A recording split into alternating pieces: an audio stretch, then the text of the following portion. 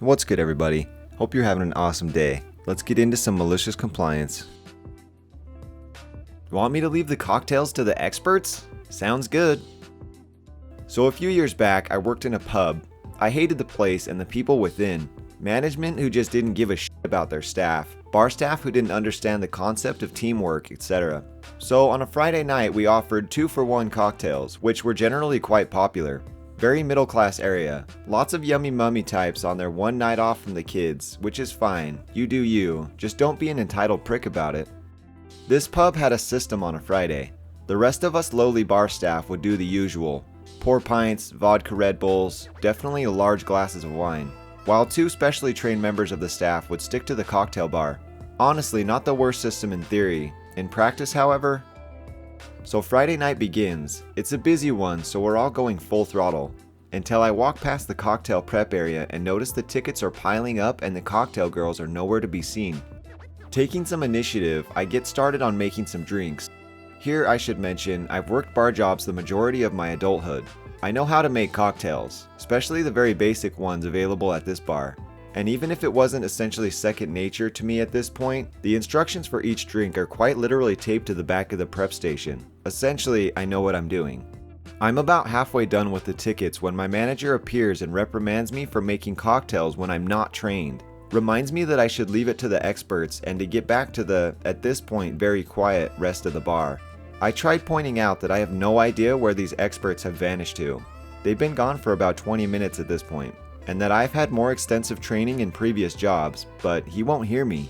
Yells that I've been told before and that under no circumstances am I to prepare or assist with cocktails in any way other than delivering tickets, and that these things should be left to the experts. So I decide that sure, you want your experts on it? I'll leave them to it. As the night goes on, I take orders and find myself to be not very busy.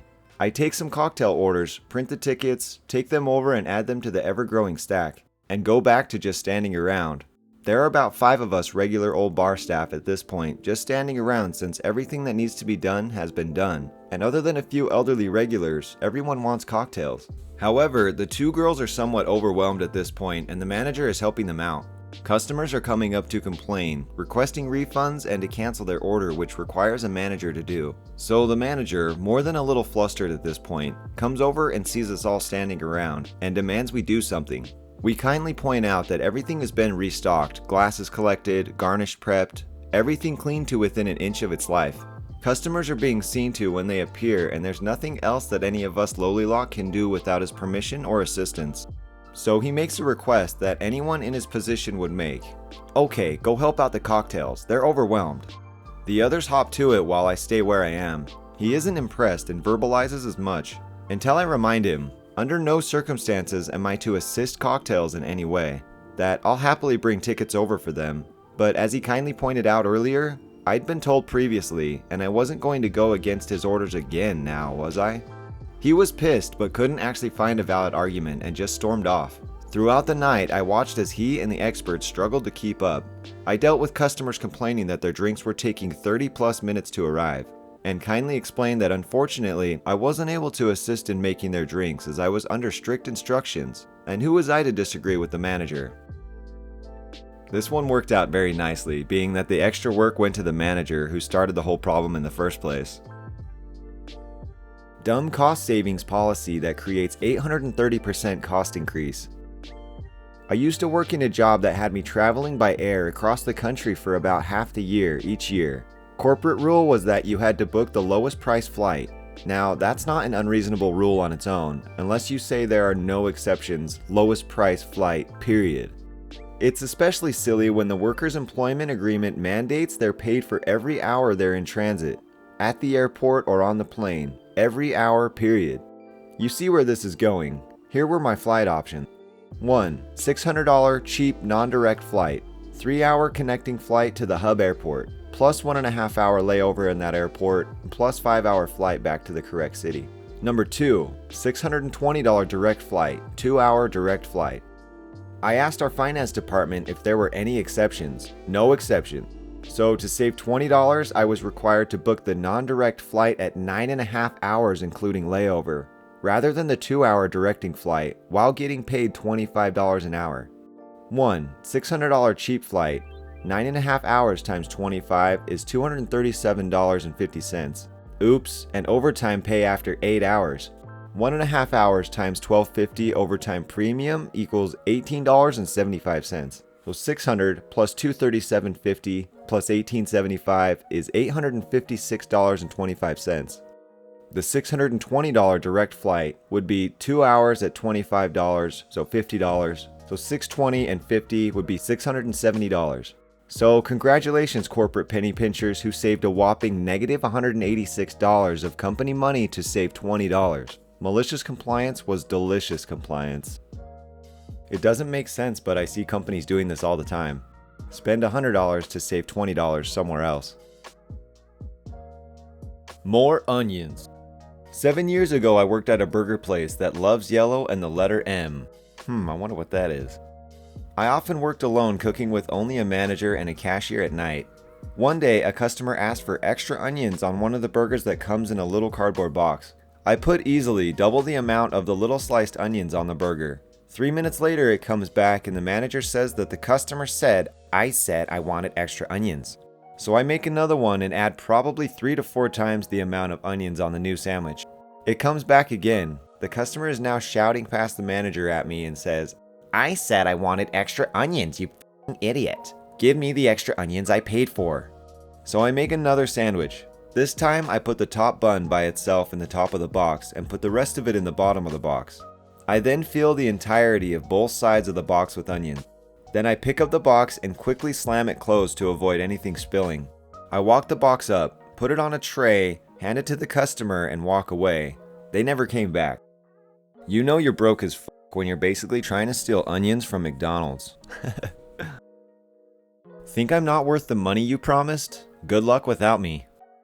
For a little background first, I've worked in my family business nearly my entire career, 15 years. Never had paid time off or vacation. I'd previously worked at this company for the 4 years leading up to this incident. I went to work for our bus company as the training and safety director. Our company had grown through a merger with another bus company and the new position was an insurance requirement. After a month, my supervisor, who came from the company we bought, told me that they needed me to cover the routes for the drivers who didn't show up. Covering the odd route is a requirement for any manager, so it wasn't a big deal. I was working 17 to 18 hours a day between my office work and covering routes for sick drivers. Like I said, this is a family company and I'm used to working long hours, but the promised pay never came through. I was supposed to receive a salary, car allowance, fuel card, and cell phone as part of my new position.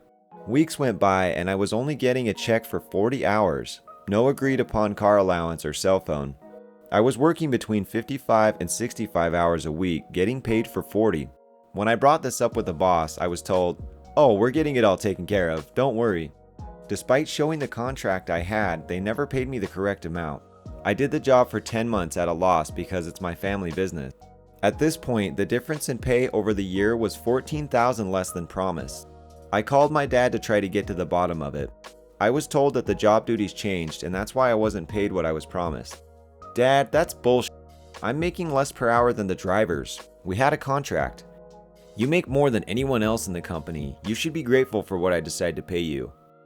The pay for your other employees is not my problem. My problem is that you have not paid what we agreed on. I have reached my ability to do this job at a loss. Are you going to pay what we agreed on or not?